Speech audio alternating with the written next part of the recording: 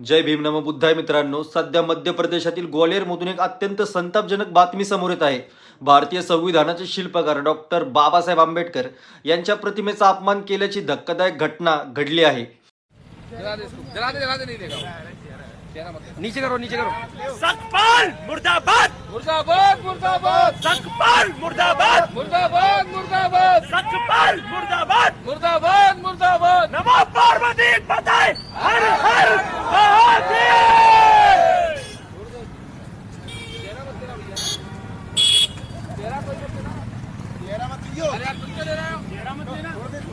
नक्की काय घडलं, हा फोटो कुणी आणि का जाळला आणि यावर आता काय कारवाई झाली आहे, हेच आज आपण या व्हिडिओमध्ये पुराव्यासह पाहणार आहोत. ही घटना आहे ग्वालियर मध्य प्रदेश येथील.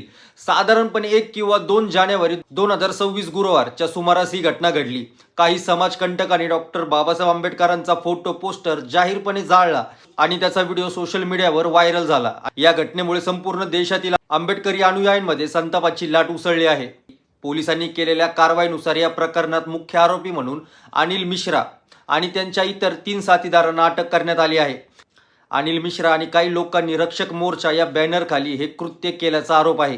चीन होता जा रहा है, मतलब सहन नहीं कर सकता कोई व्यक्ति कि अंबेडकर की आड़ लेके किसी तरह के एक आतंकवादी समूह भीमसेना अजाक फलाने ढिमाके ये बने. ये देखें कि अंबेडकर जो नाम दिया गया, एक्चुअल में अंबेडकर जी को जिस व्यक्ति विशेष ने, जो एक टीचर थे, उनका सरनेम अंबेडकर था, वो ब्राह्मण थे, उन टीचर ने अपना नाम दिया.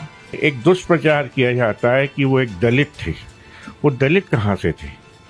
उन्हें तो जब भी किसी पिक्चर में, फोटो में, किसी मूर्ति के रूप में दिखाया गया, तब उन्हें हमेशा सूट बूट और टाई पहने दिखाया गया. चंद्रशेखर आजाद रावण, उनने कहा कि हमारी जो भीड़ है, हमारी जो दादागिरी है, उसके आगे सरकारें झुकती हैं. और अगला शब्द उनने क्या कहा, न्यायपालिकाएं भी झुकती हैं. पोलिसांनी त्वरित ऍक्शन घेत त्यांच्यावर गुन्हा दाखल केला आहे. पण समाज आता त्यांच्यावर रासू का राष्ट्रीय सुरक्षा कायदा लावण्याची मागणी करत आहे.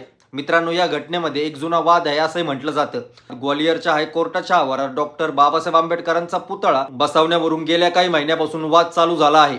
काही वकिलांचा आणि गटांचा या पुतळ्याला विरोध होता. याच रागातून किंवा विरोधातून या आरोपींनी बाबासाहेबांच्या प्रतिमेचा अपमान केला आणि फोटो जाळला असे समोर येत आहे. हे कृत्य केवळ एका फोटोचा अपमान नाही, तर संविधानाचा आणि देशाचा अपमान आहे. आता या घटनेवर भीम आर्मी, काँग्रेस आणि विविध दलित संघटना ग्वालियरमध्ये आणि भोपाळमध्ये पोलीस ठाण्याबाहेर आणि कलेक्टर ऑफिस समोर हा मोर्चा काढण्यात आला आहे. मुर्दाबाद मुर्दाबाद मुर्दाबाद जय भीम जय भीम